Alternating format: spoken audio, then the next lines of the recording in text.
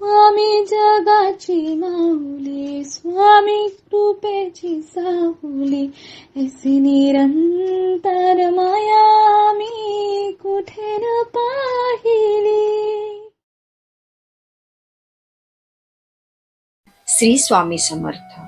सर्व मित्रमैत्रिणींचे आपल्या श्री दत्तानुभूती परिवारामध्ये सहर्ष स्वागत आहे. स्वामींची कृपा तुमच्यावरती निरंतर राहू दे. आज आपण स्वामी भक्त श्री गोपाळबुवा केळकर लिखित बखरीतील बखर क्रमांक 51 ऐकणार आहोत. पण त्यापूर्वी तुम्हाला एक विनंती करते की आपल्या श्री दत्तानुभूती या चॅनलला सबस्क्राईब जरूर करा. शेअर, लाईक, कमेंट्स करायला विसरू नका. आणि तुमच्याकडेही दैवी अनुभव असतील तर ते आपल्या 9137411207 या नंबरवर व्हॉट्सअप करा. आपण ते हजारो भक्तांपर्यंत पोचूया, भक्तीचा प्रसार करूया आणि आनंद पसरूया. श्री स्वामी समर्थ. बखर क्रमांक 51. श्रींच्या लीला. एके दिवशी श्री स्वामी समर्थ महाराज बाहेर गेले असताना चोळप्पाच्या घरात घुबड शिरले. ते काहीतरी विपरीत आहे असे समजून चोळप्पाने घराच्या दाराला कुलूप लावून बाहेरून कडी लावून तो सर्व मुलांसहित खास बागेत जाऊन राहिला. काही वेळाने महाराज आल्यावर तपास करतात तो चोळप्पा खास बागेत जाऊन राहिल्याचे समजले. मग महाराज चोळप्पाला खास बागेतून सायंकाळी घरी घेऊन आले.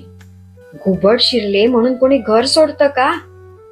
म्हणून महाराज त्यावर रागे भरले. याप्रमाणे महाराजांच्या पुढे धर्मभोळेपणा चालत नसे. ज्या अंथरुणावर चोळप्पांची मुले झोपत त्याच्यावर महाराज झोपत असत. 2 महिन्यापर्यंत महाराजांनी चोळप्पाला फार त्रास दिला. चुलीत शौचाला बसावे, चूल पेटली म्हणजे चुलीत पाणी ओतावे, ओव्याने स्वयंपाकघरात शिरावे, सोवळ्याने पदार्थ वाढतो असे म्हणून दिगंबर होऊन वाढण्यास लागावे वगैरे अनेक प्रकारांनी त्रास दिला. एके दिवशी सण असल्याने चोळप्पाच्या बायकोने परातभर पुरणपोळ्या केल्या. तितक्यात बाहेर एक बैरागी येऊन त्याने अलख केल्याबरोबर महाराजांनी पोळ्यांची परात उचलली व ती बाहेर बुवांजवळ नेली. चोळप्पाच्या बायकोने धावत मागे जाऊन परात आपल्या हाती घेतली व बैराग्यास एक पोळी देऊन परात घरात आणली. एके दिवशी चोळप्पा बाहेरगावी गेला होता.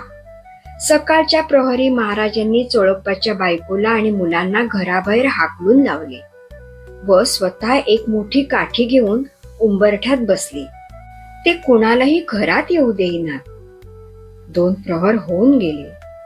सर्व माणसे भुकेने तळमळ करू लागली, पण महाराज कोणाचंच ऐकेनात. मग चोळप्पा गावाहून परत आला. तेव्हा त्याने महाराजांची मुलाप्रमाणे समजूत काढून त्यांना दारातून उठवले. त्यानंतर सर्वांना अन्न मिळाले. इथे बखर क्रमांक 51 समाप्त होते. श्री स्वामी समर्थ.